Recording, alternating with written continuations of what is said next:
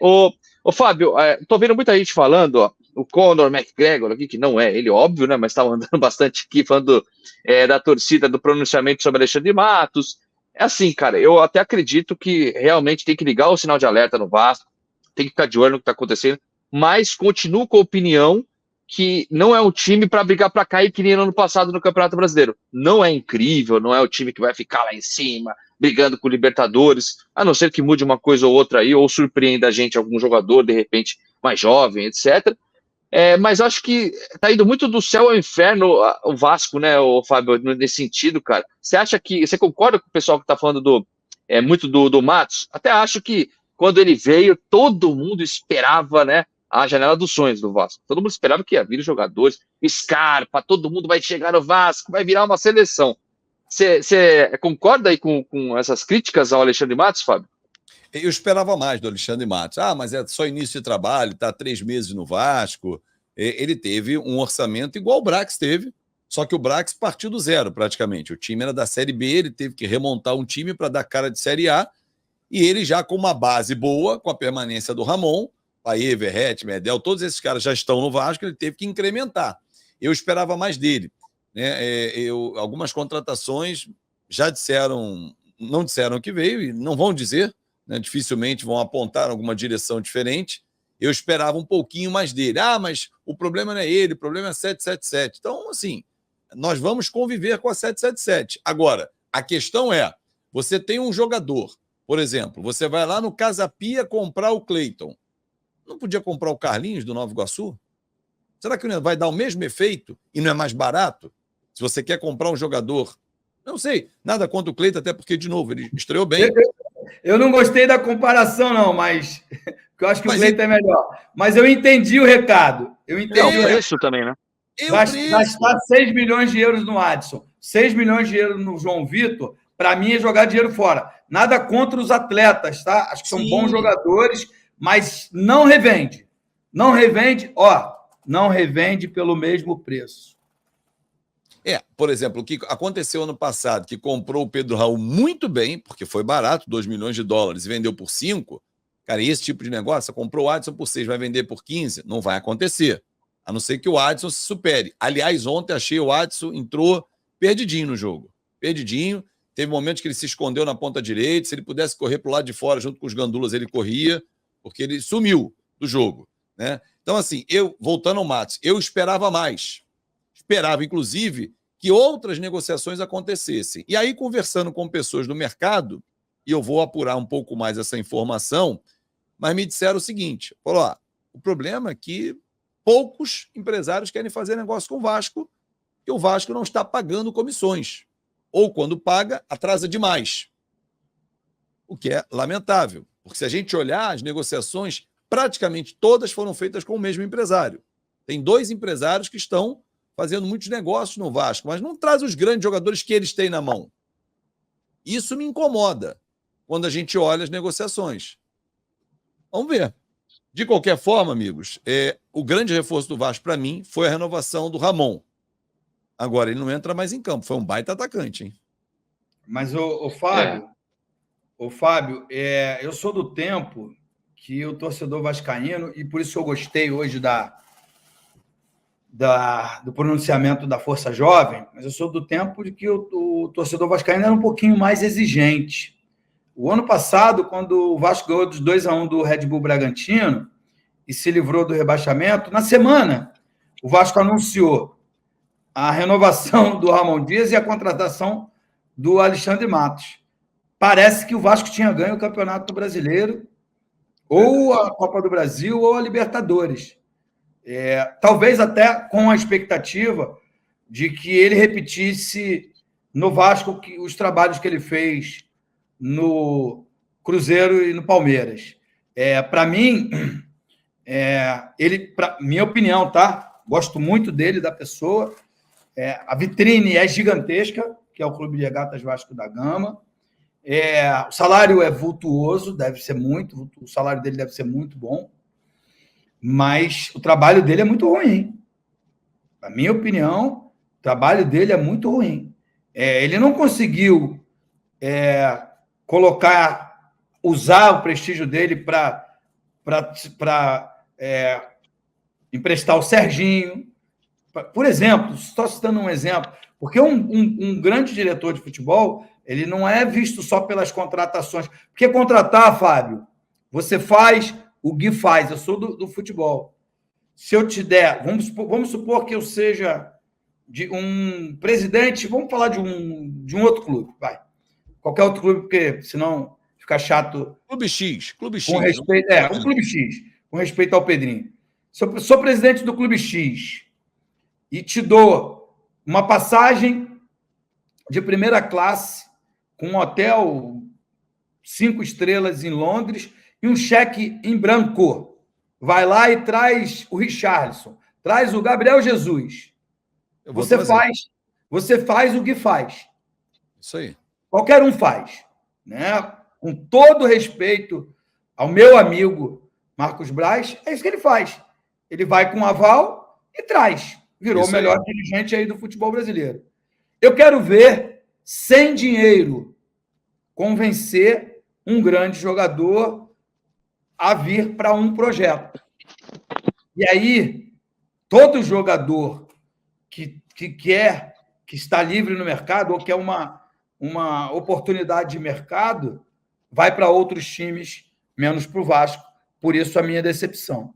Mas malandro que é, muito malandro, chegou no Rio de Janeiro e fez a cabeça da maioria das pessoas que falam de Vasco. E virou queridinho, mesmo sem fazer um grande trabalho.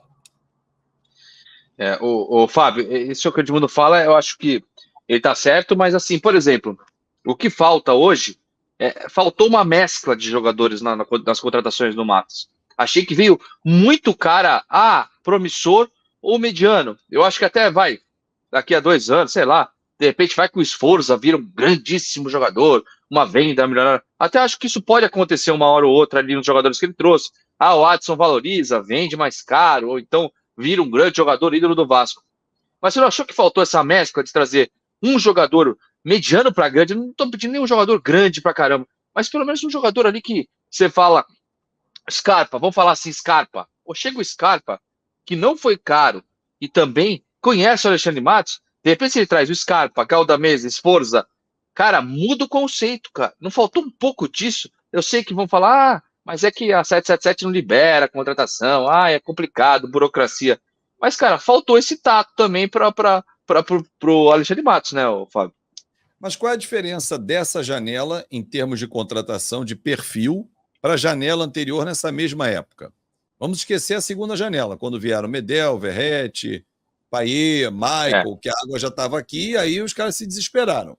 Mas vamos levar para outra janela. São os promissores, meia-idade, um Galdames, que era o Paulinho, né? O Paulinho veio no meio do ano. O Galdames, a gente pode mudar ao Jair. O Galdames estava encostado lá no... Sim, mas o Jair também estava encostado no Atlético, não estava jogando. Então, vamos fazer comparações. Eles compraram. O Galdames veio de graça. Não, tudo bem, eu estou falando de perfil, não estou nem falando de gasto. Né? Vamos falar do perfil. Né? Aí você traz o Orediano, o Adson. Estou comparando as contratações do ano passado nesse mesmo período para as de agora. Então, assim, o perfil não mudou, entendeu, Gui? Aí me parece que mudou. Mas tem o Jair, mas Fábio, tem o Jair e o Pedro Raul, que por mais que não tenham performado do jeito que a gente achava que ia performar, eu achava que ia jogar muito melhor do que jogaram. Tanto o Jair como o Pedro Raul, cara. Perfeito, mas o que eu estou dizendo é o seguinte: mudou o perfil de contratação? Não mudou. A gente não foi atrás do Scarpa lá e não foi atrás do Scarpa aqui. Pegamos o Scarpa de exemplo. A gente não tem uma referência. Sim. A referência chamada Payet só veio porque bateu o desespero. Porque se não batesse desespero, não viria. O Galdames, que começou bem, ontem ele não jogou bem, ele não viria se o Paulinho não machucasse. E ele joga tranquilamente com o Paulinho. Duvido que se o Paulinho está inteiro, os caras iam pegar mesmo que encostado no Geno. Não iam pegar, porque ele já foi oferecido lá atrás. Então, assim, cara, você pegou no ponto também o Paulinho, né? Paulinho também, cara. Pô, podia ter vindo. Então, assim, aí o Paulinho... Não, aí vamos falar do outro Paulinho, do atacante. Outro Paulinho. Aí é outro... do atacante, exatamente. Que estava no fim de contrato com o Leverkusen e não veio para o Vasco. veio para o Atlético Mineiro por um valor de empréstimo dos últimos 6 meses de contrato ao salário alto. Amigo, jogador ruim tem que ganhar pouco, jogador bom tem que ganhar muito, porque ele vai entregar. Mas no Vasco tem jogador ruim que ganha muito.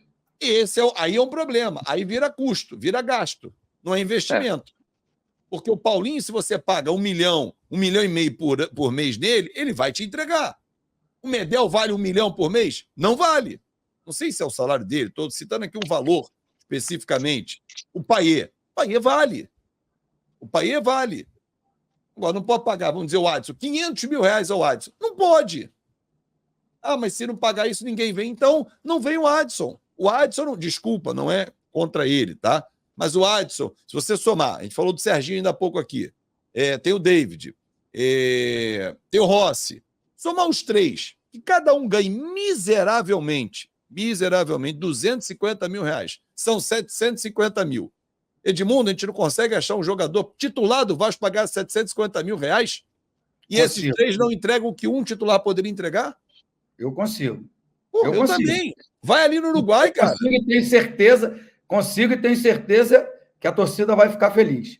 Pô, então, vai. Cara, eu converso muito isso, o Gui, Edmundo e amigos, com alguns empresários. Eu gosto de me aconselhar. Esquece que o cara fez negócio ou não, até porque esse empresário nem faz negócio no Vasco. Eu gosto muito de conversar com ele. E ele abre assim, um cenário que eu vou olhar, vou pesquisar, falo assim, cara, pega o scout, os que gosta de ficar no ar-condicionado, trabalhando de 9 às 6 no horário comercial, levanta a bunda, que é o que faz o cara do Fluminense, que eu esqueço sempre o nome desse rapaz, que ele é muito talentoso. Acho que é Ricardo, me faltou o sobrenome. Enfim, viaja pelo Brasil e pela América do Sul. Vai lá no Uruguai, fica um mês, apartamentinho lá, vai ver o jogo do Danúbio, do Nacional, dos times lá do Peñarol, vai ver em loco, ver o jogo, não é ver pelo YouTube, desculpa. Não, vai ver em loco. Porque você vendo em loco, o cara tá sem a bola, você vê a movimentação dele, você conversa com um e com o outro, você sabe como é que é o cara fora de campo. Então, amigos, o Vasco não faz isso. E aí desperdiça oportunidades e espera que o empresário te ofereça. Então, oferecendo, nem todos são do tamanho que o Vasco precisa hoje, na minha avaliação. Sim, eu quero saber a opinião do Edmundo disso, e também, Edmundo, a desculpa, não estou falando nem do Matos, hein? Não estou citando o nome do Matos, mas da maioria deles, inclusive o Paulo Brax, né, que depois que saiu do Vasco, deu entrevista para um monte de gente aí e tal, eu vi algumas delas, falando não, mas é que a desculpa sempre é essa, Edmundo. O mercado está inflacionado, jogadores ficaram mais caros, a dificuldade é muito grande. Sim, mas você não acha que a dificuldade é grande para todos os clubes? Ou agora com as SAFs, entraram as SAFs, todo mundo tá caro e acabou. Isso é uma desculpa também que se usa muito, né, Edmundo? Sim, o Flamengo acabou de gastar uma fortuna num volante e num zagueiro. Mas por quê? Porque ele não precisava de atacante. Os reservas do Flamengo são Bruno Henrique e Gabigol. Eu estou citando o Flamengo como exemplo porque está ali montando uma equipe forte em todos os setores. Tem dificuldade de achar laterais. Eu acho que os laterais do Vasco são melhores do que os laterais do Flamengo, por exemplo. Então, tem mérito aí o Clube de Regatas Vasco da Gama. O problema é que o Vasco só compra jogador, só investe algum dinheiro caso o atleta tenha uma idade que ainda possa ser revendido. Esse é o grande problema.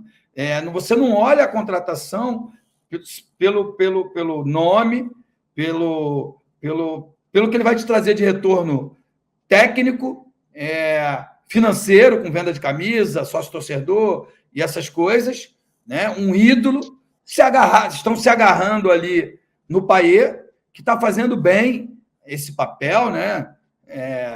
Ontem é normal isso na Europa, mas depois do vexame em campo, não era para ele, era para ele estar puto, não para ele estar aplaudindo a torcida, dando aquela volta olímpica. Mas, enfim, e aí a diretoria se agarrou no Payet, temos um ídolo. E aí os investimentos são em jogadores que a torcida não gosta, não tem jeito. Hoje, se você perguntar, posso até afirmar isso que eu vou dizer, a torcida do Vasco gosta de 3 ou 4 jogadores. não concorda com a contratação da grande maioria.